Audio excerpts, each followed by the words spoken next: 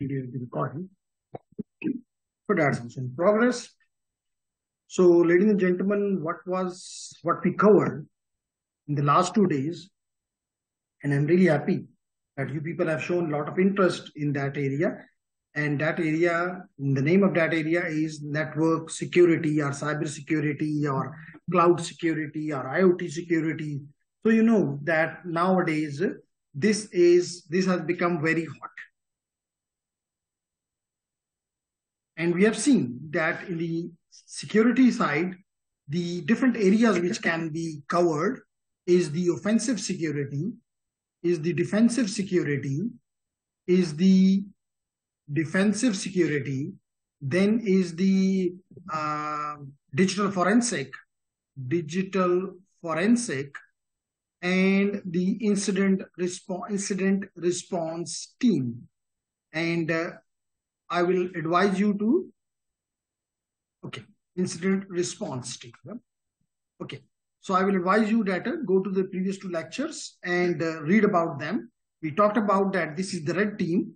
We talked about that this is it might be the red team or it might be the pink team. And what it means, I have explained already, it is the blue team.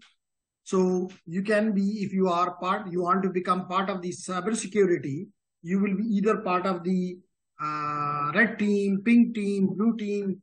It depends upon your choice. It depends upon your interest, right? So we have seen also that in this case, what you do during the networking attacks, and a very lucrative part, definitely defense is lucrative, digital forensics is lucrative, incident response team is lucrative, pink team is very lucrative because it is the penetration testers. And penetration testers are high in demand. Okay, so if you have any question about any of the topic, but let me tell you that what I explained to you, that first of all, you go to the reconnaissance part. Whenever you do an attack, you do a reconnaissance part, during which you don't know, you might know something, or you may know nothing. If you are a ethical attacker, may I call it, so then some information might be known to you. That organization may provide you some of the information. But if you're an unethical hacker, so then definitely they will never provide you any information. You have to get the information yourself. Then after the reconnaissance, when you get the information, you enumerate your processes and look at how you can access that network. Once you access the network, then you mostly do you escalate your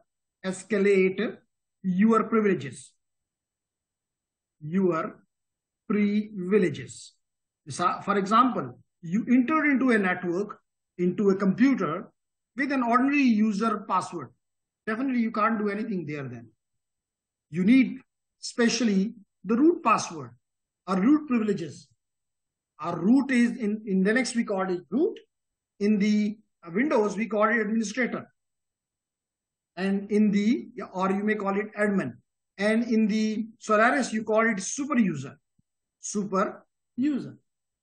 all of them are same, but different names are there. So you try to escalate your privileges to this here. Now, when you have this, you can do anything in the network. You become the boss of the network, in other words. So whatever you want to do, you may do the escalation of for this, especially to get the access. You may do different things. Like, for example, you may crack the passwords. You may become the man in the middle.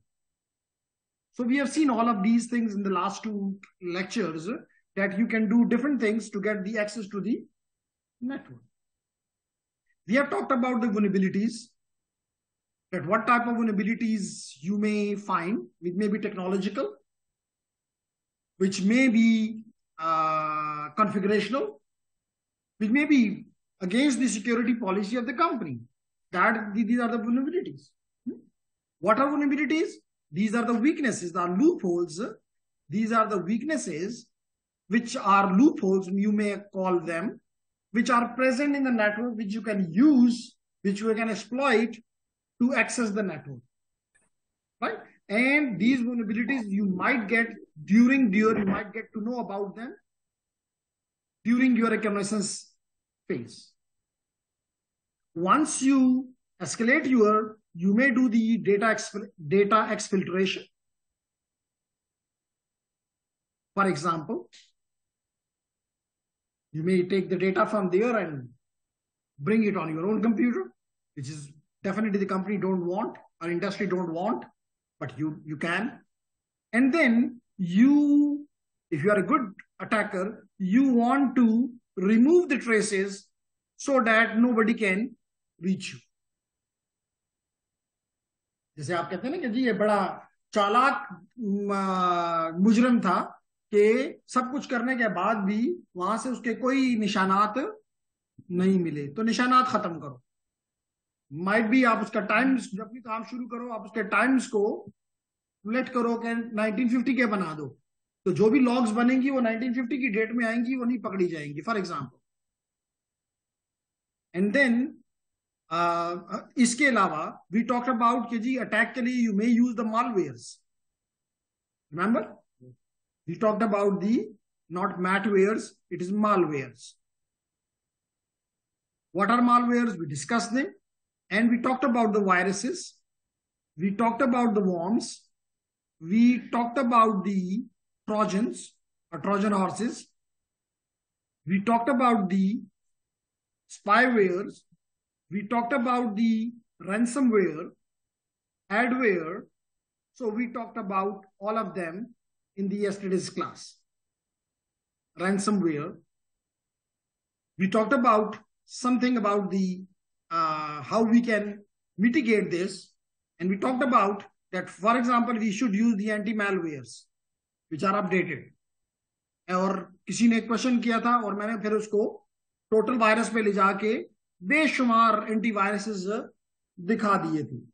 ये भी बताया था कि अगर आप network पे पड़े हुए हो तो जिस फाइल से भी आपको खतरा की बू भी आती है उसको टोटल वायरस के हवाले करो और मालूम कर लो कि इसमें कोई मसला तो नहीं है, और अगर मसला है तो किल दिस प्रोसेस और even suspend this process. Clear everyone? कोई क्वेश्चन?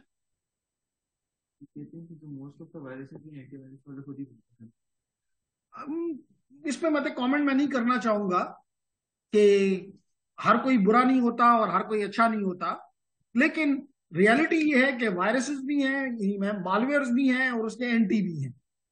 अब बाज़ औक़ात अगर आप बहुत ही एडवांस किस्म के पेनिट्रेशन टेस्टर हैं या साइबर ऑप्स के प्रोफेशनल हैं, तो then you need a very good skill of your programming. So then you can write your own programs, your own scripts to attack or to defend. तो इस पे बात करना, क्योंकि क्वेश्चन यहाँ किया गया कि जी कंपनीज खुद ही बनाती हैं, पहले वायरस बनाती हैं और फिर उसका एंटीवायरस बनाती हैं और मार्केट को वो करती हैं. Might be true for majority, might be, लेकिन may not be true for everyone. लेकिन ये रियलिटी है कि दोनों मौजूद हैं. तो आपने इनको इनसे अगर आप इस फील्ड में जाते हैं तो you have to take care of all of these things. बात समझ आ गई जी?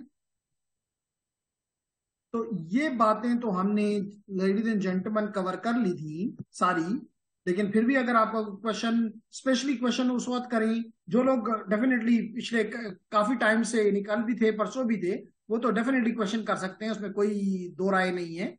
लेकिन जो आज पहली दफा पहुंच रहे हैं उनके लिए कम से कम मैं ये कहूंगा कि दोनों को पढ़ लो एंड देन क्वेश्चन कर लो, अदरवाइज हम दोबारा से वेडनेसडे की क्लास में चले जाएंगे. तो हमने कहा कि एक तो एंटीवायरसेस की तरफ आ जाओ, दूसरा हमने कहा था कि आप लेयर्ड अप्रोच इस्तेमाल करके अपने आप पे अटैक के चांसेस को मिनिमाइज करो या रिड्यूस करो. लेयर्ड का मतलब ये है कि जैसे आपको इस डायग्राम में नजर आ रहा है, और मैं इसको थोड़ा और बड़ा कर देता हूं तो आपको बड़ा क्लियरली अब नजर आ रहा है कि अगर ये कोई नेटवर्क है जिसके आप हिस्सा हैं, तो माशाल्लाह लोग जो हैं उस पर भी नहीं आ रहे, ऑनलाइन भी नहीं आना चाह रहे. एनीहाउ, तो हम बात ये कर रहे थे, ये आपको एक नेटवर्क नजर आ रहा है, तो ये जो येलो पार्ट है ये लेट करें आपका नेटवर्क है, और लाजमी तौर पे थ्रू यूर बॉर्डर रूटर या एज रूटर, जो मर्जी आप नाम दे दें, एज रूटर के जरिए आप दुनिया के साथ कनेक्टेड हैं, क्योंकि इसके अलावा कोई हल नहीं है। क्वेश्चन ये है कि अगर आप दुनिया के साथ कनेक्टेड हैं तो कोई भी और ये भी बताया कि अटैक्स इंटरनल भी हो सकते हैं और एक्सटर्नल भी हो सकते हैं। तो मिसाल के तौर पे अगर हम एक्सटर्नल की एग्जांपल यहाँ पे ले रहे हैं तो हमने कहा कि सबसे पहला तो ये है कि आप कि जो भी बाहर से बंदा आता है उसको आप वीपीएन के जरिए लेकर आए। अल्दो हमारे यहाँ पे हम लाजमी तौर पे इंटरप्राइजेस में जब आप आप में से हम ख्वाहिश करते हैं और हम खुश होते हैं जब आप लोगों को ऐसी इदारों में काम की चांस मिलता है, तो वहां पे लाजमी तौर पे जैसे मैंने आपको एग्जांपल कल भी ये दी थी शायद कि आप अगर आप देखें तो आपको स्क्रीन पे नजर आएगा कि मेरे मेरे लैपटॉप में दो वीपीएन कनेक्टेड हैं, दो कॉन्फ़िगर्ड हैं, जो कि basically remote site remote VPN जो कहते हैं। वीपीएन दो किस्म के होते हैं, एक साइट टू साइट और एक रिमोट टू एनी साइट। तो मेरे पास क्योंकि आई एम रिमोट यूजर, तो this is remote to a site. लेकिन एक होता है जो कि साइट टू साइट होता है, जैसे मिसाल के तौर पे आपका एक ऑफिस पिशावर में है, दूसरा ऑफिस जो है वो late it be in Dubai में है, तो आप उसकी दो साइट के दरमियान एक वीपीएन बना देते हैं। यूं आपका डेटा इन बेसिक मकसद ये है कि आप ये ज्यूम करें कि ये वीपीएन जो है ये आपके late it be in Dubai है, और ये वीपीएन यहाँ पे एक और सर्वर यहाँ पे पड़ा हुआ है, एक और साइट है जो कि अगर ये दुबई है तो ये इस्लामाबाद है फॉर एग्जाम्पल। तो आप एक वीपीएन यहां से थ्रू दिस इंटरनेट यहां से यहां तक बना देते हैं। Is there any question? Anyone? जी, एनीवन ऑनलाइन? जान, शेयर, Alisha, Sania? No sir. No sir, okay ठीक है। तो एक टन, इसको हम कहते हैं टनल बना देते हैं, और इस टनल में डेटा यहां से भी इंक्रिप्ट करके इस टनल में डाला जाता है, और यहां से भी डेटा टनल में इंक्रिप्ट करके डाला जाता है। कैसे? वो जब आप इंटरप्राइज नेटवर्किंग के कोर्स में हमें मिलेंगे फिर हम इस पे बात करेंगे कि कैसे, लेकिन कम से कम आइडिया शुड बी देयर। तो अब अगर कोई रास्ते में इसको पकड़ भी ले तो नहीं पढ़ सकता, इनकरिप्टेड है।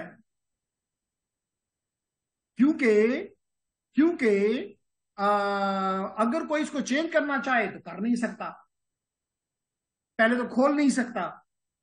तो कहने का मकसद इस तरह ऐसा लगता है कि आपने दुबई से लेके इस्लामाबाद तक एक अपना ऑप्टिकल फाइबर डाल दिया है, इसलिए हम कहते हैं ऐसा लगता है कि कोई प्राइवेट नेटवर्क आपने अपना बना लिया है जो कि रियल में नहीं है। तो that is the reason it is called VPN, virtual private network. It looks like a web private network, but it is virtual. It is going to definitely this internet. Make sense? नहीं, proxy is not this. Proxy is not at all this. ठीक है? उसमें आखिर में मुझे याद कराना, दोबारा पे बात कर दूंगा, अदरवाइज टॉपिक से हट जाऊंगा। तो जेंटलमैन, लेडीज एंड जेंटलमैन, हम बात ही कर रहे थे कि बेसिकली वीपीएन इसलिए क्रिएट किया जाता है कि आप में के ऊपर कोई भी आपके यूजर जो है वो भी प्रोटेक्टेड हो, और फिर आप यहाँ पे यूजर नेम और पासवर्ड उसको ऑथेंटिकेट करके अंदर अपने नेटवर्क में छोड़ते हैं। कि जी मिसाल के तौर पे यहाँ पे कोई ईमेल सर्वर पड़ा हुआ है, कोई वेब सर्वर पड़ा हुआ है, कोई ईमेल सर्वर पड़ा हुआ है फॉर एग्जाम्पल, तो आप इन तक यहां से इस्लामाबाद से बैठे हुए इन चीजों को इस्तेमाल कर रहे होंगे, और कोई खतरा नहीं कि रास्ते में कोई इसको बदल देगा या पढ़ लेगा या नहीं, not at all. Is it clear? Okay. तो लेकिन हम किस पर्पज के लिए यूज करते हैं? हम तो इस पर्पज के लिए यूज करते हैं कि इस्लामाबाद में जब यूट्यूब को बंद कर देते हैं फॉर एग्जाम्पल, या ट्विटर को बंद कर देते हैं, तो हम इसको ऑन कर देते हैं। तो उससे क्या होता है, हम इंटरनेट पे जब जाते हैं तो पीटीए को पता चलता है कि ये रिक्वेस्ट तो जा रही है कहां पे, जर्मनी जा रही है, मेरे केस में पोर्टुगल जा रही है। तो वो समझते हैं तो बड़े मौलाना साहब की वो है, पोर्टुगल जा रही है, वो पोर्टुगल इसको जाने देते हैं। जब यहां पहुंचती है तो वो इसको खोलता है कि जी हाँ ये बंदा तो मेरा है, इसमें तो कोई शक नहीं है, ऑथेंटिकेटेड है। वो देखता है कि नहीं ये अंदर के लिए तो नहीं आया, ये तो कहीं और बाहर जाने के लिए आया है, कहता ठीक है इसको बाहर भेज देता है, और यूं आप यूट्यूब पे पहुंच जाते हैं। यूट्यूब ये समझता है कि ये सब रिक्वेस्ट तो पोर्टुगल से आई है, पुर्तगाल से आई है, ये इसको यूट्यूब इसको जवाब दे देता है। ये समझता है कि ये सवाल तो मुझसे इस्लामाबाद से पूछा गया था, ये उस टनल में फिर डाल देता है। जब फिर पीटीए के पास पहुंचता है तो फिर पीटीए समझता है कि ये तो पोर्टुगल से आई हुई कोई रास्ता है, ये तो कहीं भी यूट्यूब नहीं है, ये कहीं भी फेसबुक नहीं है, ये कहीं भी ट्विटर नहीं है। तो मुझे वापस इस तरफ भेज देते हैं, मैं उसको दोबारा डिक्रिप्ट करके यहाँ पे बैठ के आराम से यूट्यूब देखता रहता। Got it? लेकिन बेसिक जो ये तो मतलब उसका एक सेकेंडरी वो है। असल मैंने एक बताया कि मकसद क्या है कि रिमोटली जो भी आपकी साइट्स हैं या यूजर्स हैं वो आपके नेटवर्क के साथ सिक्योरली कनेक्ट हो सके।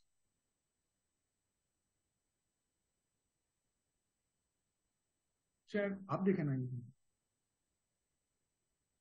दूसरा अपनी उसको या ऑन रखा करें, चैट में आए तो मुझे अगर कोई सीरियस है, कोई क्वेश्चन है तो मुझे जल्दी बता दिए। उसके बाद कल हमने बात की थी कि जब अगर कोई बंदा तो आ गया, अब उसको कहां जाने देना है और कहां जाने नहीं देना, that is done through the firewall. और कल की लेक्चर में अगर आप देखें तो हमने आपको कहा कि ये फायरवॉल सॉफ्टवेयर में भी हो सकती है और हार्डवेयर में डेडिकेटेड हार्डवेयर भी हो सकता है। और कल हमने आपको डेडिकेटेड हार्डवेयर दिखाया। तो जो लोग एडवांस में ये कोर्सेज पकड़ेंगे वो इनको फिर कॉन्फ़िगर करना सीखेंगे कि यहां पे वीपीएन यहां पे भी बनता है, वीपीएन यहां पे भी बनता है। ये इस पे एक्स्ट्रा लोड है कहने वीपीएन का, ये बना ही इसलिए है कि ये वीपीएन बनाए। तो जो फायरवॉल्स हैं वो होस्ट बेस्ड भी हो सकते हैं और वो नेटवर्क बेस्ड भी हो सकते हैं। मिसाल के तौर पे ये अब हो, ये जो फायरवॉल है वो शायला इन तब पूरे नेटवर्क को प्रोटेक्ट कर रहा है, इसलिए एक नेटवर्क फायरवॉल है।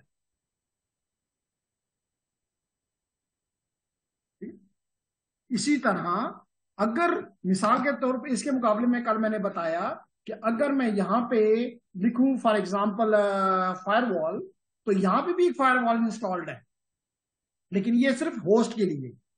This is a host firewall which is protecting me from the attacks from the world, but only this PC, not the network.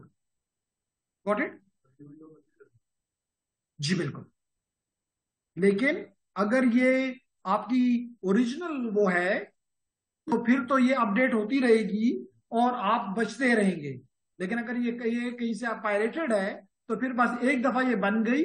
इसलिए मैं कल भी ये कहा था कि हमारे स्टूडेंट कई हमें मिलते हैं और वो कहते हैं कि जी मैं तो मेरा कंप्यूटर में तो एंटीवायरस है, लेकिन फिर भी मेरा कंप्यूटर एंटी वायरस से भरा हुआ है। उसकी रीजन ये होता है कि मे बी आपने आज से साल पहले 2 साल पहले अपने कंप्यूटर में इंस्टॉल किया और है तो वो पायरेटेड। इसका मतलब है कि उसमें कोई भी अपडेट्स नहीं आएंगी।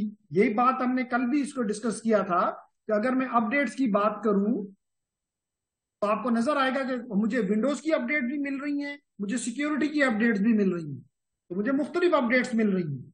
तो इन अपडेट से मेरा कंप्यूटर, क्योंकि हर रोज ये वायरस ऐसा नहीं है कि बस किसी ने 1960 में बनाया हुआ है अब बस वो 2023 तक वही एक मुसीबत डाल रहा है, नहीं, every day newer and newer viruses are introduced. Clear है? ओके। तो फिर हमने बात की कि हमें चाहिए कि हम अपनी इन फायरवॉल्स को, इन एंटीवायरसेस को अपडेट रखें। ठीक। फिर उसके बाद हमने कहा एक और चीज भी, हमने देखिए क्या लेयर है, पहले इस लेयर पे हमने कुछ किया, फिर हमने इस लेयर पे उसको, यहां पे बेसिक इसका मकसद ये है कि क्या अलाउ है और क्या डिनाई है। क्या इसको इसकी जुबान में मैं कहूं तो परमिट और डिनाई कहते हैं, परमिट एंड डिनाई। तो हम ये काम यहां पे करते हैं।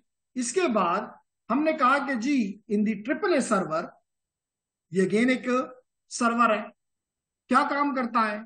मैंने शायद कहा था कि इस पे मैं आज की क्लास में बात करूंगा। आपने देखा होगा कि जब हम राउटर पे या स्विचेस पे काम करते हैं तो हम यहाँ पे हर एक राउटर के ऊपर जितने भी यूजर्स होते हैं उनके यूजर नेम और पासवर्ड क्रिएट करते थे, इसलिए हम उसे कहते हैं कि लॉग इन लोकल। ताकि इसका मतलब कि ये यूजर नेम पासवर्ड जो है तुम्हारे पास लिखा हुआ है, इन अदर वर्ड्स। ठीक है, तो जब भी अब यूजर आता है इसके पास, तो वो अपने ही डेटाबेस से कह लें उसका यूजर नेम और पासवर्ड को देखता है, अगर है तो उसको अंदर आने देता है, नहीं है तो नहीं आने देता। लेकिन जो बड़ी ऑर्गेनाइजेशन है, इसका एक बड़ा डिसएडवांटेज क्या है कि अगर मिसाल के तौर पे 100 यूजर्स हैं मेरे पास और मेरे पास 100 डिवाइसेस हैं, तो मुझे 100 यूजर्स के अकाउंट्स 100 डिवाइसेस पे बनाने पड़ेंगे। और अगर उनमें से कोई एक यूजर चला जाए तो मुझे 100 डिवाइसेस में उसको रिमूव करना होगा। और अगर कोई नया यूजर आ जाए तो मुझे 100 डिवाइसेस पे उसको ऐड करना पड़ेगा, विच इज नॉट सिंपल। तो इसके लिए क्या किया जाता है, एक ऑथेंटिकेटेड, एक डेडिकेटेड मशीन बना दी जाती है जिसको कहते हैं ट्रिपल ए सर्वर। जबकि ट्रिपल ए से मुराद हमने लिया था, मकसद ये है, the first A is for the authentication, the second one is the authorization, and the third one is for the accounting, authorization and accounting। ठीक है, ये जो पहला टास्क है, जो पहला टास्क है, इसका जो मकसद है, पहला टास्क,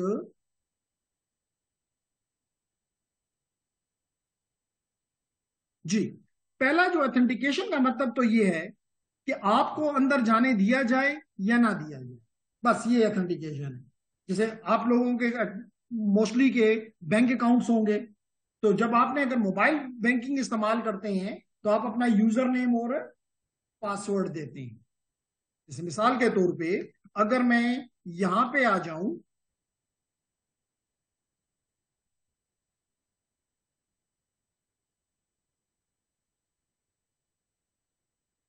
यहां पे आ जाऊं, लेट इट बी, तो मुझे, आप देख रहे हैं कि मुझसे ये यूजर नेम पूछ रहा है।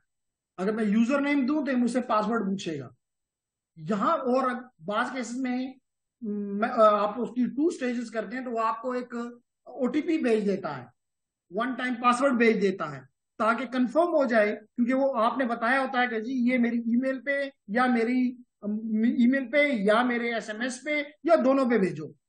तो एज्यूम ये किया जाता है कि ये सिर्फ आपको पता है। तो अगर कोई और को यूजर नेम और पासवर्ड पता चल भी जाए तब भी वो अंदर नहीं जा सकता। तो that is the job of the authentication part. Clear?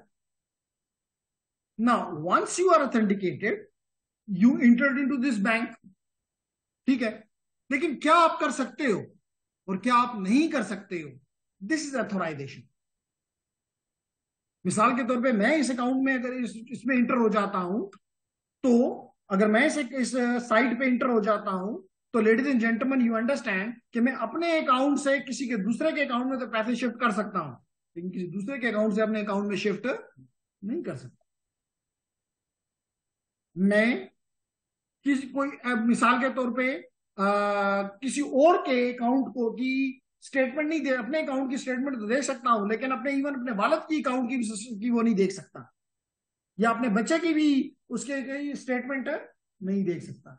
इसका मतलब, लेकिन जो बैंक में बैठा हुआ मैनेजर साहब है वो तो देख सकता है, वो तो किसी भी अकाउंट से दूसरे अकाउंट में पैसे भी शिफ्ट कर सकता है। ठीक है ना? इसका मतलब है कि वो तो उसकी ऑथोराइजेशन और मेरी ऑथोराइजेशन डिफरेंट है। मेरी अलग डोमेन है, उसका अलग डोमेन है।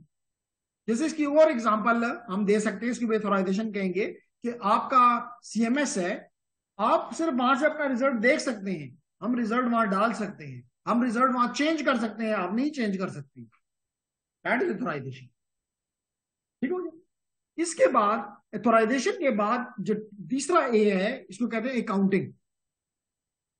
इसको कहते हैं अकाउंटिंग। अकाउंटिंग का मतलब है कि ऑथोराइज तो आप हैं, लेकिन जो करोगे वो लॉग होगा, वो रिकॉर्ड होगा। क्योंकि मिसाल के तौर पे जैसे अभी मैंने आपको बैंक की एग्जांपल दी, ठीक है, बैंक वाले को इजाजत है कि वो किसी भी अकाउंट से दूसरे अकाउंट में शिफ्ट कर दे, क्योंकि आप तो उसको क्या देते हैं, आपने उसको चेक दिया, चेक को उसने देखा और उसने कहा ठीक है जी आपके दोस्त के अकाउंट में 5 मिनट में पैसे पहुंच जाएंगे, तो वो आपके अकाउंट से निकालता है और आपके दोस्त के अकाउंट में डाल देता है। लेकिन कल वो अगर माने ही ना कि जी मैंने तो नहीं किया,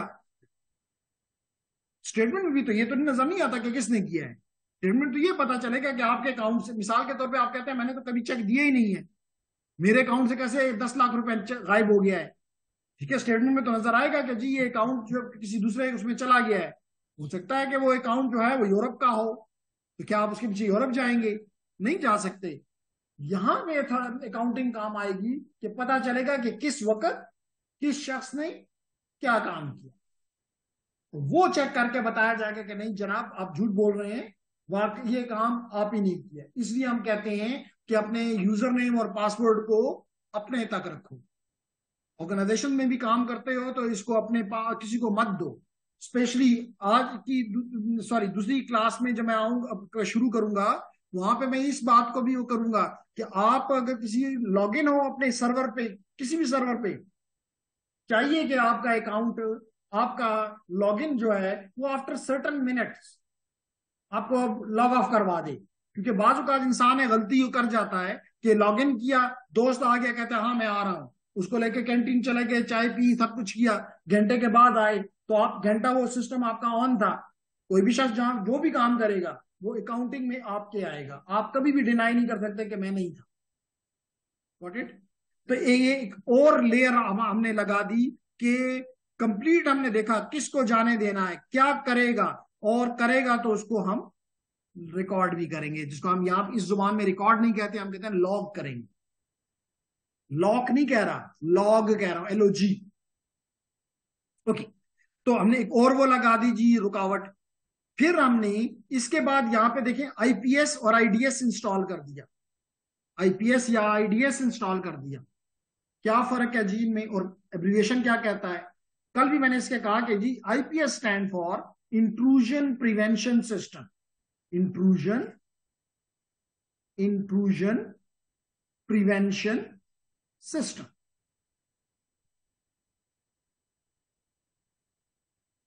ओके, इंट्रूजन प्रिवेंशन सिस्टम, और दूसरा जो P है वो D हो जाता है, इंट्रूजन डिटेक्शन सिस्टम।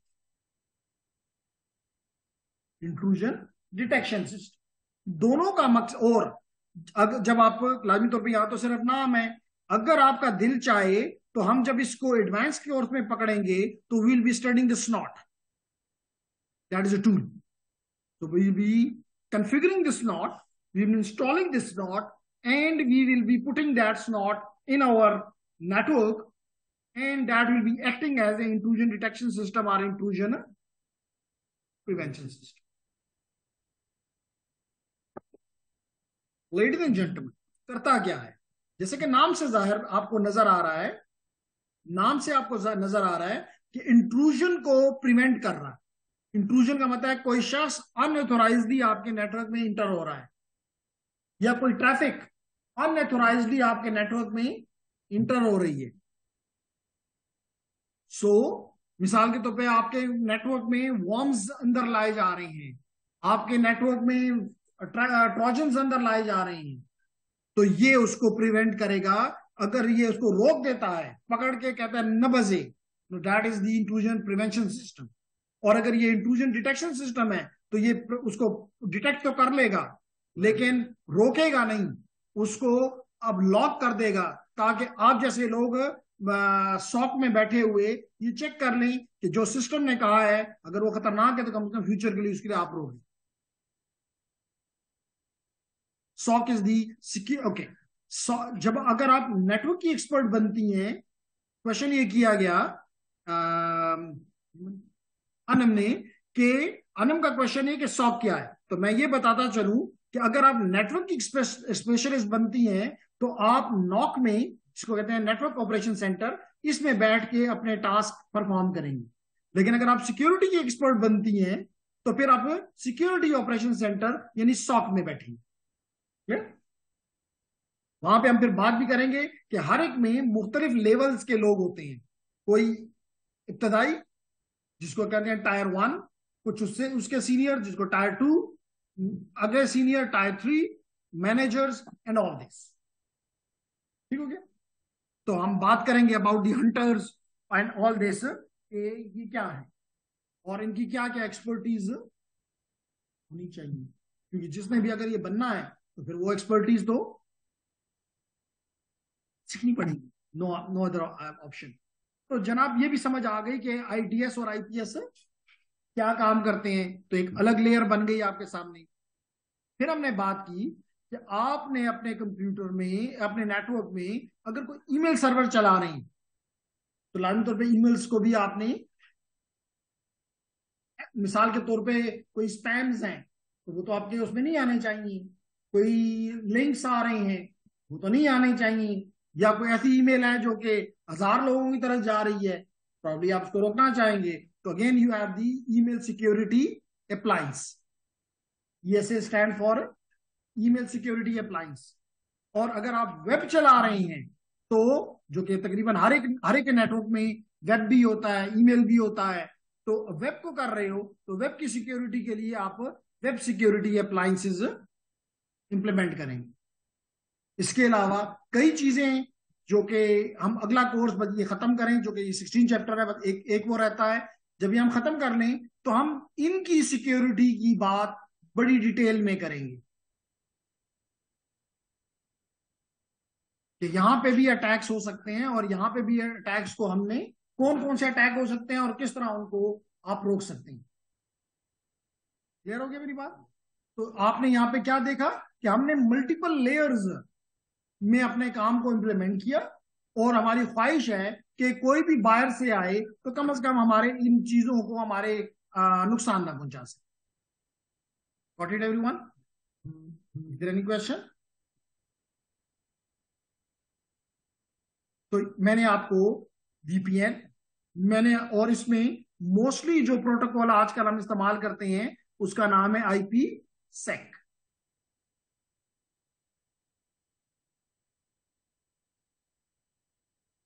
ठीक है। इसके अलावा I talked about the firewalls. मैंने बताया कि हमारे पास जो फायरवॉल है वो 5510, 5505 भी है और 5510 भी है। लेकिन खुशी की बात यह है कि हमारे पास अगर दुनिया की बेहतरीन लेट इट बी फायरवॉल नहीं है, लेकिन हमने अपने बच्चों को तो सिखाना है, तो उसके लिए हमारे पास ये टूल है कि हम इसका इमेज अपने वर्चुअल मशीन में इंस्टॉल करके एग्जैक्टली वही सब कुछ सिखा सकते हैं अपने बच्चों को जो कि दुनिया के किसी बेहतरीन फायरवॉल में है। For example new generation firewall है, आपको उसमें एक्सपर्टीज चाहिए, yes we can, we will download the image of the दुनिया की बेहतरीन फायरवॉल का, we will put them on my our computer and it will look exactly the same जैसे आप उस पर काम करते हो, सीखते हो पैकेट ट्रेसर पे, तो it will look like you like a packet tracer. तो पैकेट ट्रेसर पे भी आप जो लर्निंग करते हो आपको ऐसा फील आता है जैसे कि आप उस रियल राउटर पे, रियल स्विच पे काम कर रहे हो।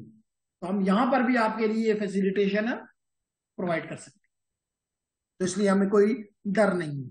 आईपीएस का मैंने आपको बताया कि हम आपको स्नॉट पे एक्सपर्ट बना के ये मसला भी हल कर सकते हैं, और ये भी बताया कि अगर आप ट्रिपल ए में जाना चाहते हैं तो इसके लिए हम रेडियस सर्वर इंस्टॉल करते हैं जो कि ओपन है, यानी कि कोई लाइसेंस की जरूरत नहीं है।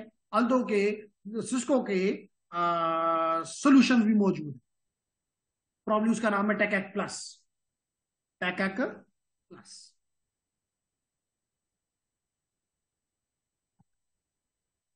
जी ladies and gentleman, anyone from the Ayesha, Alisha, sorry Alisha, बाकी हमें छोड़ दें।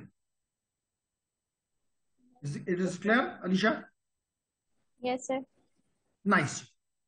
उसके बाद इंपॉर्टेंट ये है, मैंने कल भी जब रैंसम पढ़ा रहा था, रैंसमवेयर पढ़ा रहा था, तो मैंने कहा था कि और तमाम बड़ी ऑर्गेनाइजेशन में, और मैं खुद कई साल तक पीटीसीएल का हिस्सा रहा, तो हमारा एक रूटीन होती थी कि कुछ काम हमें हर हफ्ते करने हैं, कुछ काम हमें हर 15 दिन के बाद करने हैं, कुछ काम हमें हर महीने करने हैं। तो क्या काम करने होते थे? उनमें से एक इंपॉर्टेंट टास्क होता था बैकअप लेना, क्योंकि किसी वक्त भी कुछ भी चीज क्रैश हो सकती है। तो अगर आपने बैकअप नहीं लिया हुआ तो फिर इसका मतलब है कि आपकी नौकरी जो है वो खतरे में है। अगर आपके पास बैकअप है तो किसी को पता भी नहीं चलेगा और आपने सारी चीजों को रिस्टोर किया होगा। इसलिए मैं आपको ऑलवेज ये एडवाइस करता हूं कि अगर आप किसी ऑर्गेनाइजेशन में काम करें तो स्टिल आप अपने तमाम नेटवर्क, क्योंकि आप नेटवर्क की सब पढ़ रहे हैं तो मैं नेटवर्क डिवाइसेस की बात करना चाहता हूं, तो आप अपने नेटवर्क डिवाइसेस के बैकअप्स, ऑपरेटिंग सिस्टम के आईओएस का बैकअप जरूर लें।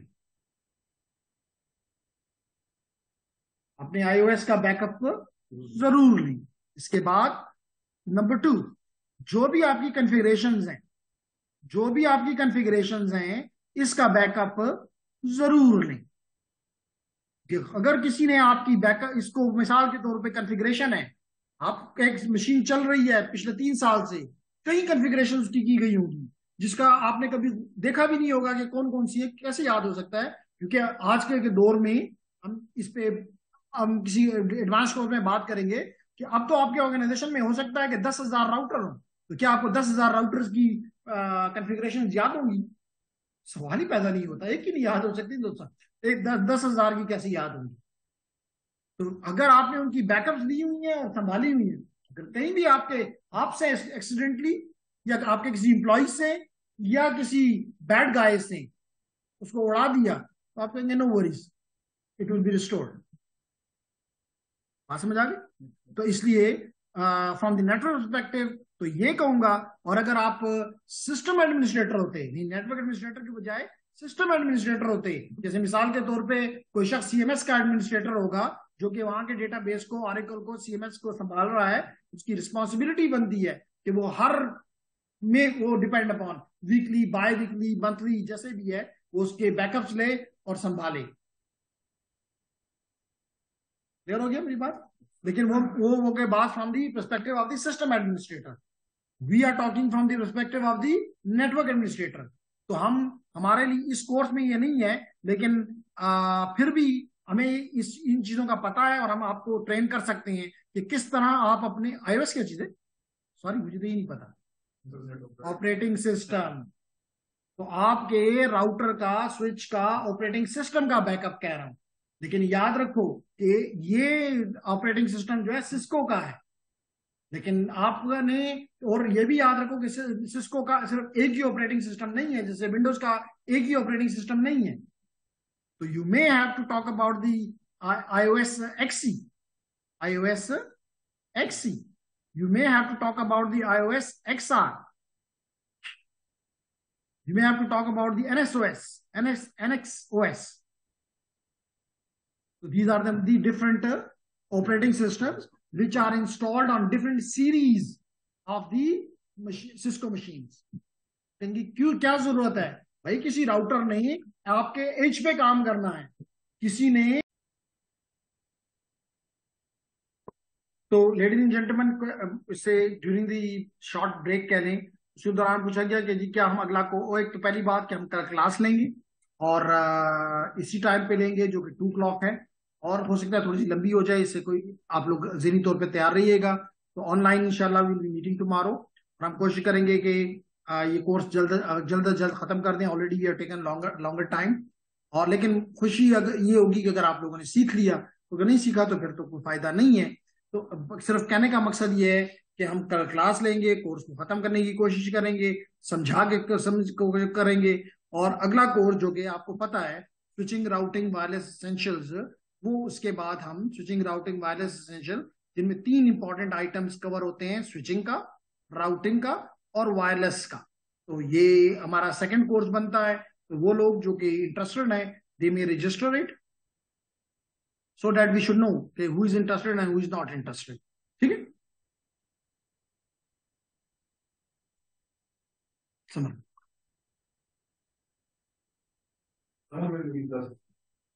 समर में ये पूछ रहा है पाइथन होगा? मैंने क्या, हाँ होगा।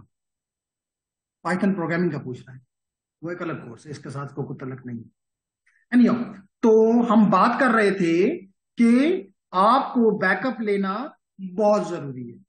तो आपको सिखाने की कोशिश करूंगा कि अगर आपका दिल हो कि कब किस तरह आप अपने किसी भी सिस्टम का, किसी भी iOS का, किसी भी कॉन्फ़िगरेशन का ना सिर्फ बैकअप ले सको, बल्कि उसको वापस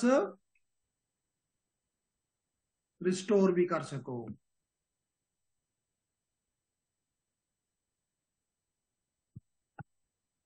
एनीहाउ, तो अब क्वेश्चन ये है कि कहता है कि table shows backup consideration and there description. तो सबसे पहली चीज जो, जैसे मैंने आपको कहा, अगर कोई चीज बड़ी, मिसाल तो मैं नादरा में आप हैं, frequency should be 30 every day, क्योंकि हजारों लोगों के नई प्लस एंड माइनसेस होते हैं। तो you must do at least every day 30 days। तो ये पहली बात वो पूछ रहा है कि क्या आपने depending upon the severity of your data you should consider के कितने, जैसे मैंने अभी कहा आपको कि when I was part of the PTCL, कुछ टास्क हमने अपने लिए रखे हुए थे कि जी that should be done every week, कुछ task should be done after every biweekly, कुछ एवरी मंथली, और उनको भी एक नहीं दो दो बनाते थे दोनों। और याद रखें कि सिर्फ बनाना इंपॉर्टेंट नहीं होता, उसको आप बाद में चेक भी करोगे कि क्या वाकई हुआ भी है कि नहीं हुआ। ऐसे खुश होके आप नहीं उसका बैकअप रख के क्या जी बैकअप जोड़ शो, बाद में जब जरूरत पड़ेगा जी उसको रिस्टोर करना है तो अलता खुश मिश्ता। तो दैट इज इंपॉर्टेंट कि आप जब उसको बैकअप ले लें उसको रिस्टोर करके भी देख लें कि रिस्टोर होता है तो फिर उसको संभाल लें। बाजू का तो ये होता है कि उस बिल्डिंग में भी मत संभालें, क्योंकि अगर कल खुदा ना खास्ता वहां पे आग लग जाती है तो सिस्टम के साथ साथ बैकअप भी चला जाएगा। तो बैकअप को किसी और जगह पे पहुंचा दें जहां पे वो स्टोर हो सके। Everyone okay. अब कहता है कि जी परफॉर्म बैकअप ऑन, जैसे मैंने कहा, on the regular basis as identified by the security policy. और सिक्योरिटी पॉलिसी कैसे डिफाइन करेगी? Looking at the severity of the data. जैसे मैंने अभी आपको नादरा की एग्जांपल दी, जिसे मैं आपको एग्जांपल दे सकता हूं। बाजू का होता है कि बाज केसेस में you may be slow and then fast. मिसाल के बिलिंग है, जो डेट होती है ड्यू डेट, उसके साथ तो आपको चाहिए कि हर 6 घंटे के बाद उनको बैकअप लेते जाएं, क्योंकि उस वक्त हजारों लोग लाखों लोग उसमें ऐड कर रहे हैं। लेकिन जब डेट गुजर जाती है, वो वीक गुजर गया, तो फिर लोगों की कम हो जाएगी, then you may take every day, तो डिपेंड्स। फिर क्या होता है कि इधर you should take the full backup.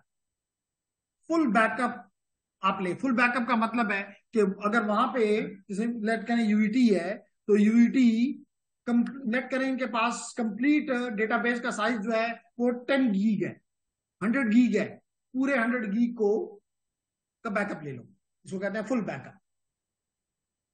Mostly मतलब बाजों का, जैसे मैंने आपको कहा कि बाज केसेस में हम कुछ काम डेली करते हैं और फिर उसी काम को हम मंथली भी करते हैं या बाई वीकली भी करते हैं। तो अगर हम डेली करेंगे तो हम उसको पार्शली कर लेंगे, कि लाजमी तौर पे अगर 100 गीग है उसका बैकअप लेने में तो घंटों लग जाएंगे। तो उससे बचने के लिए हम उसका पार्शली ले लेते हैं। पार्शली का मतलब ये है कि जो उसमें एडिशन हुई है, जो पहले से है उसको मत छेड़ो। लेट करें पहले वो 100 गीग था, अब वो 101 गीग हो गया, इसका मतलब 1 गीग उसमें ऐड हुआ है। उस 1 गीग का बैकअप बना लो, क्योंकि 100 गीग आपने पहले से रखा हुआ है। तो कल अगर आपको जरूरत पड़ जाती है तो पहले आप 100 गीग और फिर 1 गीग डालोगे तो जिंदगी दोबारा से चल जाएगी। ठीक है ना? तो you have to be more intelligent, जिसको कहते हैं पार्शियल बैकअप, जिसको कहते हैं पार्शियल बैकअप। लेकिन फिर भी महीने के आखिर में या 15 दिन के बाद फिर भी फुल को ले लो। उस वक्त वो 100 गीग से 110 115 गीग हो चुका होगा, again it will become your full backup then. Got the point? तो ये तो मैंने आपको एग्जांपल दी फ्रॉम दी सिस्टम एडमिनिस्ट्रेशन के पॉइंट ऑफ व्यू से। Again you should do from, अगर आप कल किसी कोर में काम कर रहे हैं, कोर नेटवर्क्स में, वहां भी चेंजेस बहुत होंगी। वहां पे भी आपको आपकी कॉन्फ़िगरेशन बला की चेंज होंगी। You need to take the backups. Then is the storage. तो यही वो कह रहा है जो मैंने आपसे अभी कहा कि बैकअप लेके खुश मत होना, वैलिडेट करो उसको। और ensure the integrity of the data, कहीं तब्दील तो नहीं हो गया हुआ। इंटीग्रिटी, लोगों के बैंक है, पैसे हैं, कहीं किसी के जीरो प्लस माइनस एक जीरो बढ़ तो नहीं गया हुआ कहीं। इंटीग्रिटी चेक करो, जो चीज आपके उस पे है वो यहां पे भी है। नेक्स्ट, उसको रिस्टोर करने के से भी गुजारो, रिस्टोरेशन भी करो, ताकि वक्त में धोखा ना दे दे। देन जी gentleman okay, then is the security. जैसे मैंने कहा backup should be transported to an approval off site storage location. ये नहीं कि अपनी टेबल के नीचे रख दो, किसी जरूरत पड़ी तो टेबल के दराज से निकाल लूंगा। नहीं, उसको आप ऑफ साइट स्टोरेज की जगह पे पहुंचा दो, ताकि कल अगर जरूरत पड़े, यहाँ पे जैसे मैंने कहा कि यहाँ पे चोरी हो गई, यहाँ पे आग लग गई, तो ये ना कहा जाए कि जी सब कुछ खत्म हो गया है, तो आप वहां उससे वापस ला के सारी चीजें, क्योंकि हार्डवेयर हासिल करना कभी भी किसी ऑर्गेनाइजेशन के लिए मुश्किल टास्क नहीं होता। कितने लाख रुपए का होगा, ऑर्गेनाइजेशन डजंट केयर। लेकिन डेटा चला गया, ऑर्गेनाइजेशन इज डाउन। 4 साल का है, 10 साल का है, वट एवर। ठीक। तो ये कह रहा है कि जी on the daily, weekly and monthly rotation as required by the security policy. Then मैंने अभी कहा backup should be protected with strong passwords. तो ये नहीं पासवर्ड उसमें 1 2 3 4 लगा दें।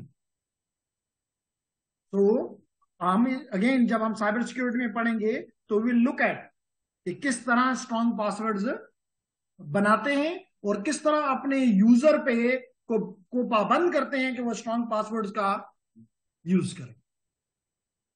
मिसाल के तौर पे अभी मैंने आपके सामने यूबीएल का रखा। यूबीएल अच्छा है कि वो कम से कम बता देता है कि आपने पिछले 3 महीने से अपना पासवर्ड चेंज नहीं किया, प्लीज कर लेंगे। लेकिन जब मैं फ्यूट में था तो उनका क्या होता था कि वो आपको मैसेज आता था कि जी आपने लेट करें 3 महीने से अपना पासवर्ड चेंज नहीं किया, 3 महीने और 1 दिन पे आपका अकाउंट ही ब्लॉक हो जाता। तो फिर आपने जब आपको मजबूर करते थे वो मतलब यूपीएल वाले, मैं भी देख लेता हूँ, अच्छा मैंने 3 महीने से नहीं किया, नो प्रॉब्लम, मैंने 3 महीने से नहीं किया, 3 महीने से नहीं किया तो कोई मसला नहीं है, 6 महीने गुजर गए। तो क्योंकि यूजर पे आप नहीं ट्रस्ट करेंगे कि जी यूजर साहब जो है वो आपकी बातें पूरी करेगा, तो उसको आप मजबूर करें जी, अगर 3 महीने नहीं करोगे तो उसको मैसेज करेंगे जी कल बंद हो जाएगा आपका अकाउंट, अपना अकाउंट वो चेंज कर लो, अदरवाइज फिर आपको हमें मेल करनी पड़ेगी और चेंज करोगे मतलब मसले में पड़ोगे। तो that is something which is required. Sir असली में जो वो होता है कार्ड होता है उसका पिन जो है ना, कभी कभी ये कर देते हैं कि ट्रांजेक्शन करने से पहले वो बोलते हैं कि पिन चेंज करो फिर तब ट्रांजेक्शन कर। कार्ड की बात कर रहा हूँ। देखिए pin is also a password, pin is also a like a password. तो यही हम चाहते हैं कि कहना का कि अब मिसाल तो यही बात कि अगर आपको वो अब इसका मतलब मैं ये कह सकता हूं कि Asghari is better than UBL. UBL तो मुझे बता देता है कि जी आपका पासवर्ड जो है वो 3 महीने से चेंज नहीं हुआ, तो अगर मैं नहीं करता तो कहते हैं डोंट केयर। अल्दो के मैं उनको कल ब्लेम नहीं कर सकूंगा क्योंकि उन्होंने मुझे बताया तो है, लेकिन उन्होंने आपको क्या किया कि पैसे ही नहीं देता, चेंज करो अपना पिन। तो पिन जब चेंज हो जाता है हो सकता है वो पिन आपने अपने दोस्त को बताया हो, अब वो नेक्स्ट टाइम अगर आपका कार्ड उसके हाथ लग भी जाए तो कहेगा अच्छा बड़े स्मार्ट बंदे हो, चेंज कर दिया मुझे कार्ड देने के बाद। That is something which is desired. बात समझ आ रही? ओके। देन हमने बात की कि जनाब जैसे मैंने अभी कहा कि अपग्रेड, अपडेट एंड पैच। ठीक। So it is important, patch किसे कहते हैं सबसे पहले ये एक्सप्लेन कर दूं कि इसको बाजू का फिक्सेस भी कहते हैं।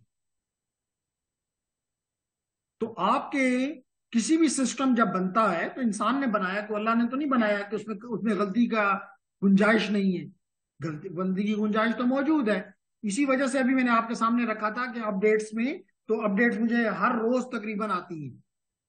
तो अगर हमें हर रोज अपडेट्स आती हैं, इट इज इंपॉर्टेंट कि हम ये अपडेट्स, बल्कि एक काम आप दोनों जो हैं वो कभी टाइम मिले और मिलना चाहिए, तमाम मशीन्स का बैकअप लेके किसी एक जगह पे स्टोर करें।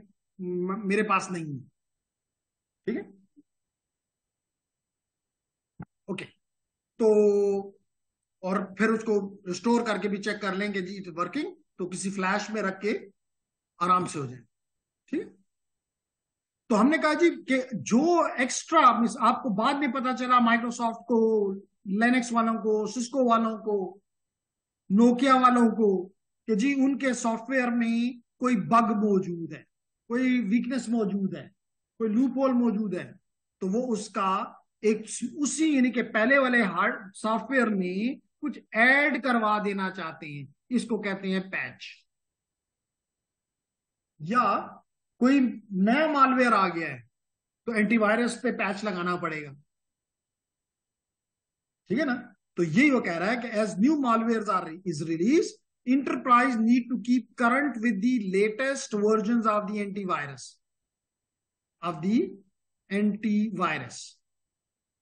So the most effective way to mitigate the worms attacks is to download security updates from the operating system vendor like Microsoft and patch all vulnerable systems. One solution to the management of the critical security patches is to make sure that all systems automatically download the updates. Clear होगी मेरी बात? तो ये भी important है हमारे लिए। अब यहां पे वो ट्रिपल ए जो मैंने अभी आपको एक्सप्लेन किया था, ये यहां पे उसको एक्सप्लेन कर रहा है, जिसका मतलब है ऑथेंटिकेशन, एथोराइजेशन एंड अकाउंटिंग। क्या मकसद है? मिसाल के तौर पे आप ये एग्जांपल ये देता है कि आपने अपना एटीएम कार्ड जो है वो मशीन में इंसर्ट किया, अब कुछ भी नहीं होगा, लेकिन when you inter your pin तो इट अलाउज और डिसअलाउ। तो जब अगर इसने अलाउ करा दिया तो इसका मतलब यू आर ऑथेंटिकेटेड। हु, उसका मतलब है जब वो आपसे कहना चाह रहा है who are you gentleman, ladies and gentleman.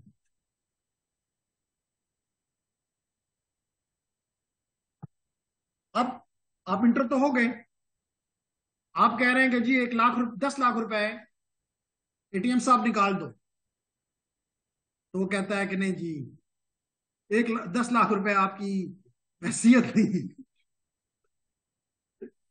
इसका मतलब है कि he is checking your authorisation, he is checking your authorisation.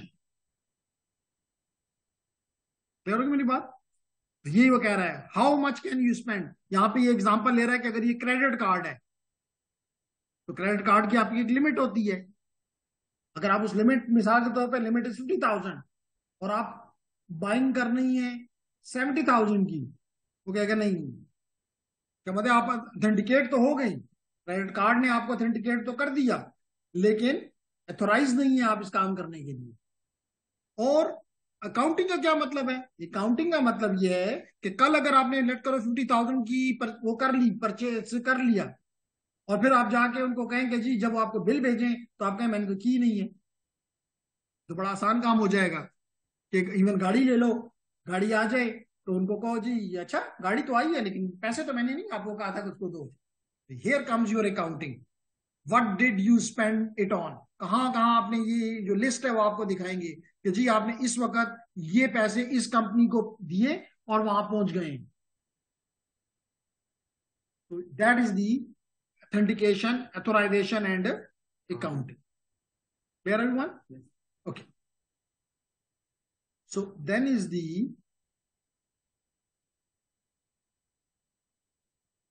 firewalls. बहुत डिटेल में इस पे बात की जा सकती है, लेकिन इट इज जैसे मैंने कहा कि बिगनर कोर्स है CCNA, और उसमें भी सबसे पहला कोर्स है ITN का। तो जो लोग भी इसमें फर्दर प्रोग्रेस करना चाहते हैं उसके लिए फिर हम बात करेंगे जी फायरवॉल क्या है। तो हमने ये कहा नेटवर्क फायरवॉल्स रिसाइड बिटवीन 2 और more networks, control the traffic between them, किसको आने देना है किसको नहीं आने देना, and help prevent unauthorized access. फिर कहता है firewall could allow outside users controlled access. That is important, controlled access। नहीं कि आप इंटर हो गए बैंक की उसमें तो तमैया मचा दें। कंट्रोल्ड एक्सेस है कि सिर्फ आप अपने अकाउंट को देख सकते हो, बाकियों की तरफ नहीं आंख उठा सकते। For example server accessible to outside users are usually located on specified network referred to be the demilitarized zone, जो कहते हैं DMZ। क्या मतलब है DMZ का? लाजमी तौर पे अगर ये इंटरनेट है, यहां से कोई बंदा आता है, ये क्लाउड है, क्लाउड से आता है, ये मेरा नेटवर्क है, अब मैं इसको अपने नेटवर्क को चाहिए कि मैं 2 हिस्सों में डिवाइड कर दूं। वो हिस्सा, ये अगर मेरा हिस्सा है, एक हिस्सा मैं ये बना दूं जिसमें किसी को भी आने की इजाजत नहीं है, और एक वो हिस्सा जिसमें एथोराइज यूजर्स अंदर आ सकते हैं। तो जहां पे इजाजत दे रहा हूं मैं कि आ जाओ खैर है, तुम्हें कंट्रोल्ड मौजूद है, इसको कहते हैं डीएमजी।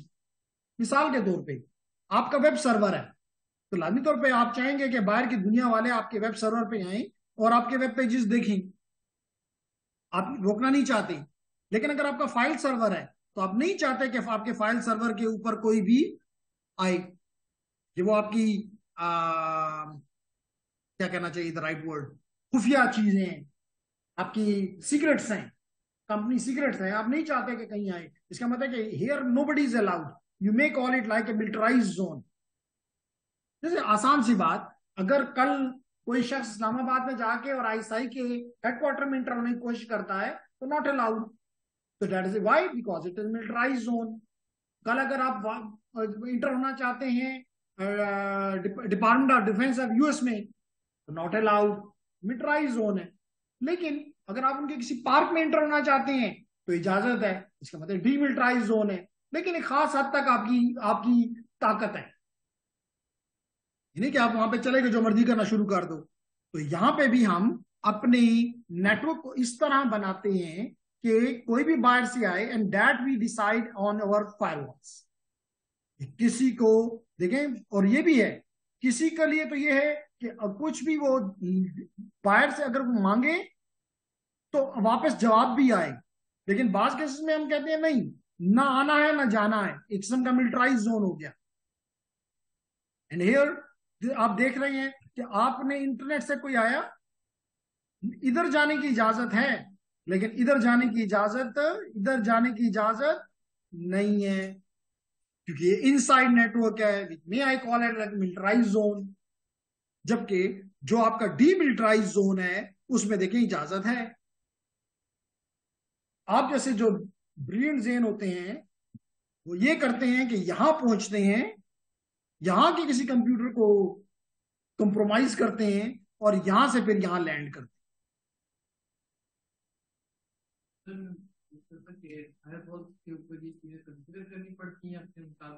नेटवर्क हैं। श्योर,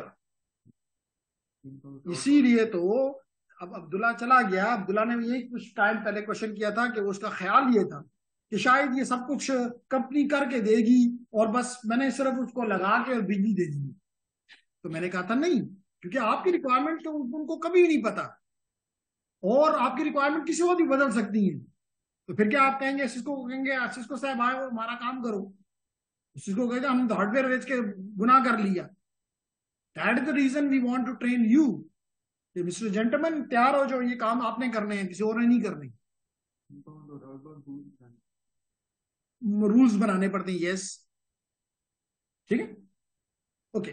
वो जो आप बात कर रहे हैं वो एसीएल है, which act like a ACL, access control list, which act like a firewall, ठीक है, ओके। तो ये तो हो गया। फिर हमने बात की कि हमारे पास जो फायरवॉल की टाइप्स हैं, फॉर एग्जांपल आगे जाके इस पे फर्दर भी बात करूंगा कि इट कैन बी स्टेटफुल और इट कैन बी स्टेटलेस।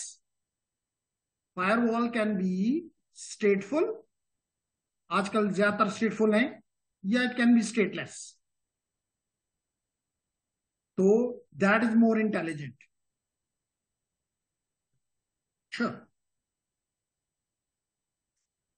क्योंकि आपको पता है हमने बात की थी इसी कोर्स के दौरान when we are talking about the IPv6, तो हमने DHCP में जब बात की थी तो हमने कहा था ये स्टेटफुल है और स्टेटलेस है। बिल्कुल तकरीबन वही कॉन्सेप्ट यहां पर है कि स्टेटफुल का मतलब है कि उसके पास इंफॉर्मेशन है। मिसाल के तौर पे जो अंदर से जा रहा है उसको पता है कि ये रिक्वेस्ट, मिसाल तो मैंने उसको भेजी है, तो अगर ये इसके पास इंफॉर्मेशन है तो फिर ये मुझे जब जवाब भेजेगा तो कहेगा हाँ अंदर से सवाल आया हुआ था, अंदर जाने दो। और अगर ये मुझे ऐसे भेजना चाहे तो कहेगा कोई सवाल तो अंदर से आया ही नहीं है, तुम किस लिए एक चीज भेज रहे हो, रोक दो इसको। समझ आ गई ना? जबकि स्टेटलेस के पास कोई इस किस्म की चीज नहीं होती। तो कहता है कि जी सबसे पहला टाइप जो ये बात करना चाहता है वो है पैकेट फिल्टरिंग। जी, तो प्रिवेंट्स आर अलाउ यानी परमिट एंड, जिसे मैंने लफ्ज इस्तेमाल किया था, जो राइट वर्ड हम यूज करते हैं, permit and deny access based upon the IP address और द मैक एड्रेस। तो क्योंकि और ये भी बताता चलूं कि firewall can be implemented at layer 3 और it can be implemented at layer 4 as well. तो हम कहते हैं ये लेयर 3 की फायरवॉल है, ये लेयर 4 की फायरवॉल है। अब आपको ज्यूम मैं करता हूं कि लेयर 3 का पता है, लेयर 4 का पता है, और अगर मैं ये कहता हूं तो मैं नहीं पूछूंगा शैला से, लेकिन अनम से तो पूछ सकता हूं, क्या सोचती हैं आप, क्या मकसद हो सकता है इसका?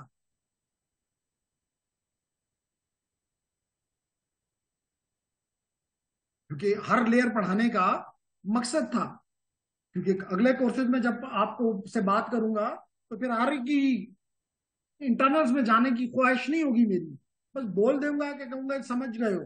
इसका मतलब अनम ये कहना चाह रही है कि अगर आईपी बेस के ऊपर किसी चीज को मैं रोकता हूं एड्रेस के बेस पे, इसका मतलब लेयर 3 के ऊपर मैं फिल्टरिंग कर रहा हूं। और अगर मैं पोर्ट नंबर के जरिए कर रहा हूं, इसका मतलब एप्लीकेशन के पॉइंट ऑफ व्यू से कर रहा हूं कि कौन आ रहा है कौन जा रहा है, तो इसका मतलब है कि मैं लेयर 4 के ऊपर इस चीज की इंप्लीमेंटेशन हो रही है। नहीं समझ आई? इसलिए ये बातें थोड़ी थोड़ी, अगर मैं कहता हूं लेयर 2 पे कर रहा हूं तो मैक एड्रेस पे कर रहा हूं।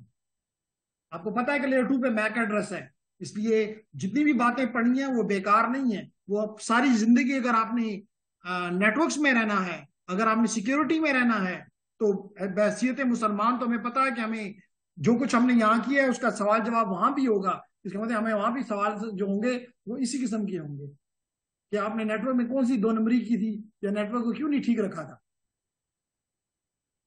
ठीक है ना?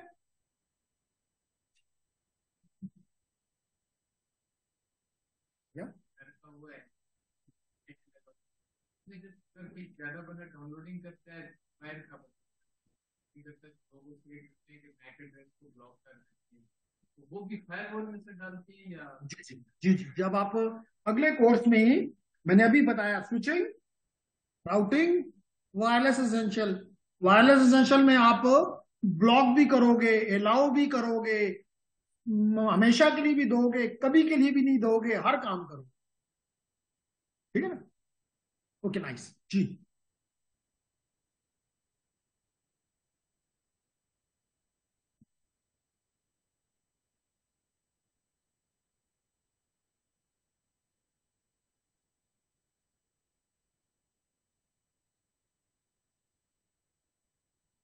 अच्छा, क्वेश्चन ये है किया गया शैला से कि जी यूजर तो खुद भी कर सकता है, यही क्वेश्चन है।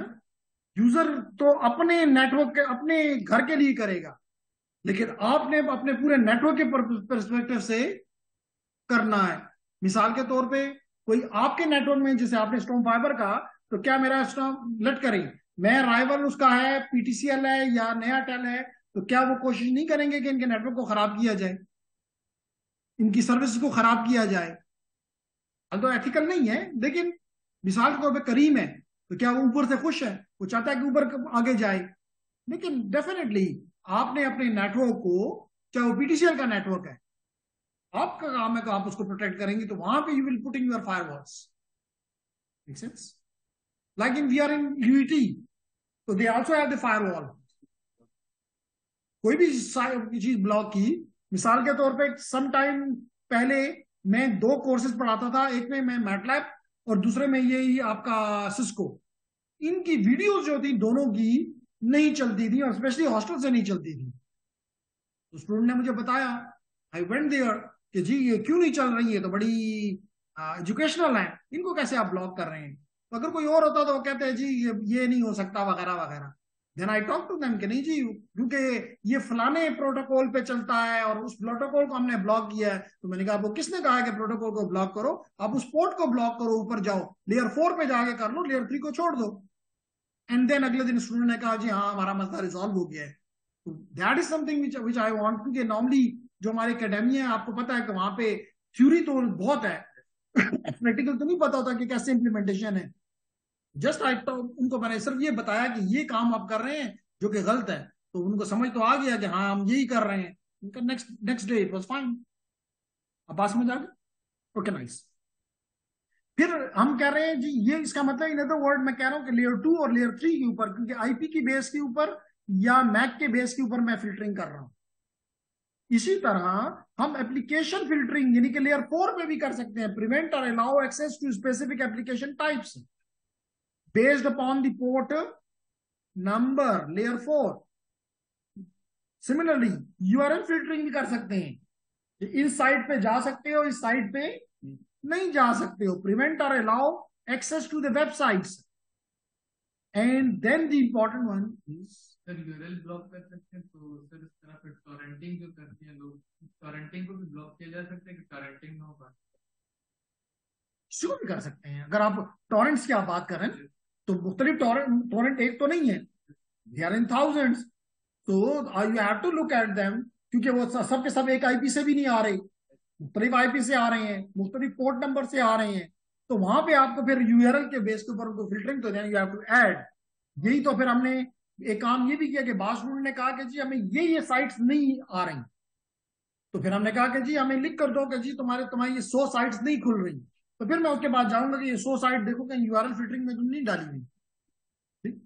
देन कम, जैसे मैंने पहले कहा कि this can be stateful as well, so we will be if you want, we will be making you expert here. Definitely this all can be done here. So incoming packets must be legitimate response to the request from internal host, कि internal ने कुछ मांगा है तो जवाब दे दो, जाने दो। और अगर इसने सवाल किया ही नहीं है तो ये कुछ जवाब भेज रहा है, मतलब कोई गड़बड़ है। मिसाल के तौर पे अगर मैंने यहां से सिंक पैकेट भेजा ही नहीं और हैक आ रही है, इसका मतलब कुछ गड़बड़ है, हैक को मत जाने दो, इसलिए ये चीजें पढ़ाई। तो कहते हैं अनसॉलिसिटेड, यानी सिंक भेजा तो इसका मतलब है कि हम सॉलिसिट कर रहे हैं, रिक्वेस्ट कर रहे हैं कि एक्नॉलेजमेंट भेजो। अनसॉलिसिटेड है, सिंक भेजा ही नहीं गया, और blocked unless permitted specifically. The stateful packet inspection can also include the capability to recognize and filter out specific type of attacks such as denial of, और कल हमने denial of service पे अच्छी खासी बात की थी। Then comes the endpoint security, इस पे हम काफी काम करते हैं। क्यों करते हैं? क्योंकि नेटवर्क एडमिनिस्ट्रेटर जो है वो सिक्योरिटी का एक्सपर्ट नहीं है, तो हमें नेटवर्क को सिक्योर करने के साथ साथ, नेटवर्क की सिक्योर करने के साथ साथ एंड पॉइंट्स को भी सिक्योर। और एंड पॉइंट तो आपको पता है, वो डिवाइस, चाहे वो सर्वर है, चाहे वो वर्क स्टेशन है, चाहे वो कुछ भी है, मोस्टली सर्वर्स हमारे लिए ज्यादा इंपॉर्टेंट होते हैं, क्योंकि डेटा सारा का सारा राउटर पे पड़ा होता है। सारा डेटा राउटर पे पड़ा होता है। नो, राउटर पे नहीं होता, स्विच पे नहीं होता, फायरवॉल पे नहीं होता, सर्वर पे पड़ा हुआ है, चाहे आपका वेब सर्वर है, फाइल सर्वर है, ईमेल सर्वर है, कोई भी सर्वर है। तो protecting them is very very important. ये कह रहा है an endpoint is an individual computer system और device that acts as a network client. Common endpoints are laptop, desktop, server, smartphones, tablets, and so on. And in the future, the big issue is here. इनको तो secure कर दूंगा, इसको कैसे secure करूंगा? There comes the IoT security, a topic very eminent के जी, in near future it will be a big challenge for people like you. कल भी मैंने यही बात की थी कि 100, हम इसलिए मैंने लफ्ज मिनिमाइज भी यूज नहीं किया था, मैंने लफ्ज इस्तेमाल किया था रिड्यूस। अगर 100% हो गया, मुझे आपका नाम भूल गया, उसामा, तो फिर अगले दिन उसामा की नौकरी खत्म है, उसामा करना भी नहीं चाहता। बात समझ आई? तो पॉसिबल ही नहीं, क्योंकि पुराने अटैक्स को अगर आप बहुत भी आलम में, तो आप पुराने अटैक्स को रोकने वाले हो, नई चीजें आएंगी, आप उसके लिए भी अपने आप को तैयार करोगे। तो that's the point. Internet of things में तो ज्यादातर जो मेन काम होता है वो तो सिस्टम का लेकिन वो सेंसर किसी एसी में होगा, किसी रेफ्रिजरेटर में होगा, किसी फैन में होगा, किसी कैमरे में होगा। सर मेरा question ये है कि सेंसर को हम लोग सर जिस तरह कॉम्प्रोमाइज लैपटॉप वगैरह कर लेते हैं डिवाइस कर लेते हैं सर सेंसर भी कॉम्प्रोमाइज हो सकते हैं दैट इज द बिगर। वो तो फिर एसी भी कॉम्प्रोमाइज हो गया फिर एसी कंप्रोमाइज होने से मुझे कोई डर नहीं है। एसी कंप्रोमाइज 3 दफा कर ले, क्या कर लेगा, 10 डिग्री से 12 डिग्री पे कर देगा। That is not an issue for मी। इसको कंप्रोमाइज करके मेरे सर्वर के पास जाएगा, क्योंकि ये दोनों तो एक नेटवर्क के हैं। ये मेरे लिए दर्द सर है कि वो आएगा तो इसके पास, और फिर इससे रिक्वेस्ट करेगा, कमांड करेगा, जो भी नाम देते हो, मेरे सीएमएस के सर्वर को। और फिर उसको ये तो आपस में दोनों एक लगेंगे कि नेटवर्क से चीज आ जा रही है। That will become an issue for me. बात समझ आ रही है ना? तो securing endpoint devices is one of the most challenging, that is the reason, most challenging job. क्योंकि ये सारी चीजें इंक्लूडिंग ये नॉन टेक्निकल लोगों के हाथ में है, नॉन टेक्निकल लोगों के हाथ में है। जैसे मिसाल के तौर पे मैंने शायद आपको पहले भी कहा था कि हमारे एक पहले अटेंडेंट थे मेरे पास जब मैं लैब 1 में था, तो उसका, इसको कहते हैं आइडेंटिटी थेफ्ट। आइडेंटिटी थेफ्ट, उससे आइडेंटिटी उसकी थेफ्ट हुई, उसने माना कि हाँ हुआ, और इस आइडेंटिटी थेफ्ट की वजह से उसका पूरा अकाउंट जो था वो जीरो हो गया।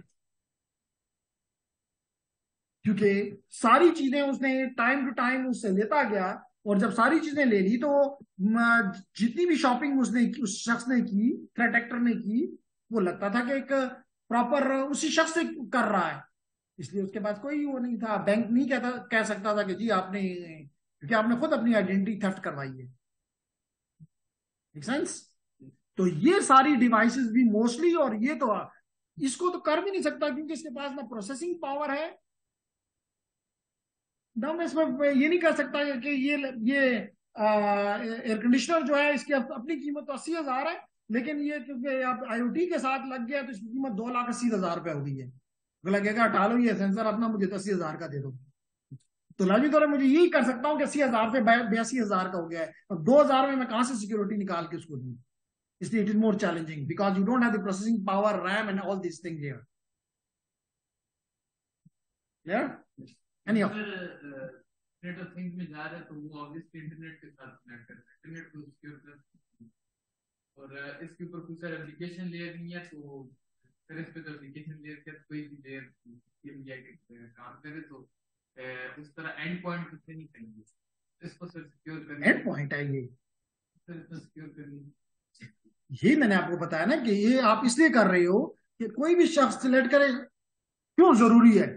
मिसाल के तौर पे आप अपने कराची से बैठ के, पिंडी से बैठ के अपने घर के एसी को चेक कर रहे हैं कि जी ऑन है क्या ऑफ है, या लेट करें रात है तो आप चाहते हैं कि जी लाइट ऑन कर दूं, घर पे नहीं हो, कोई भी नहीं है, तो गेट की लाइट ऑन हो जाए। इसका मतलब कि आप वहां पहुंच गए हैं। अगर आप पहुंच गए हैं तो फिर उसामा भी तो पहुंचेगा। अगर उसामा वहां पहुंच गया तो फिर वो घर के जो फॉर एग्जाम्पल कैमरास हैं उनको भी बंद कर सकता है, जहां पे वो चीजें स्टोर हो रही हैं उनको खाली भी कर सकता है।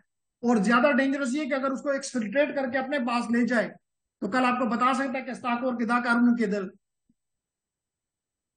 Make sense? तो सिक्योर करना जरूरी है कि नहीं है? जरूरी है। ओके, तो हमने कहा कि जी because it involves human nature, a company must have well documented policies in place and employees must be aware of these rules। कुछ भी कर लो, ये एम्प्लॉय नॉन टेक्निकल है, ट्रस्टेबल नहीं है। That the reason is challenging. लेकिन we are happy. अगर ये बेवकूफ ना होता तो हमें नौकरी कहां से मिलती? तो we are happy. Employees need to be trained on proper use of the network. Policies often include the use of antivirus software and intrusion prevention system, detection system. More comprehensive endpoint security solutions rely on the network access control. Make sense? तो उम्मीद करता हूं मैंने ये chapter बड़े आराम से पढ़ाया, और पढ़ाना भी चाहता हूं कि आई वांट कि कुछ लोग इस एरिया में जाएं, and one of our student जो है वो नया टेल का सिक्योरिटी मैनेजर, तो कुछ और भी होने चाहिए, नहीं तो वो सीट खाली तो करेगा ना, ऊपर तो जाएगा, वहां कुछ और लोग भी तुमको तैयार करके दिए जाए ना। Clear? Is there any question from the online? तो कोई भी नहीं है physical. Oh simple is this जी। प्रॉक्सी ये करती है, प्रॉक्सी जो है वो वीपीएन के साथ का कोई तलक नहीं। प्रॉक्सी ये करती है कि अगर मैं यहां पे दे दूं कि proxy, let it be I go here, let it be I go here and I show you the proxy. PRO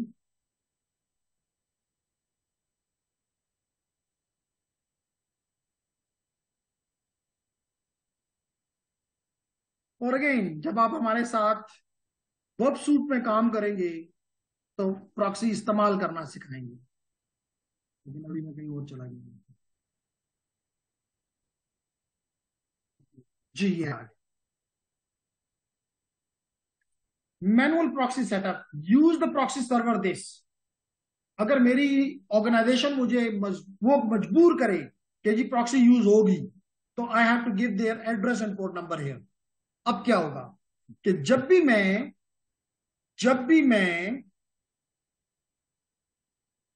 जाना चाहता हूं, मिसाल तो पे यूट्यूब पे, फेसबुक पे, नेटअकैड पे, तो इस वक्त ये हो रहा है कि मैं डायरेक्टली अपने एज रूटर पे जाता हूं और एज रूटर मुझे इस through the internet, through the cloud मुझे इनकी तरफ ले जाता है।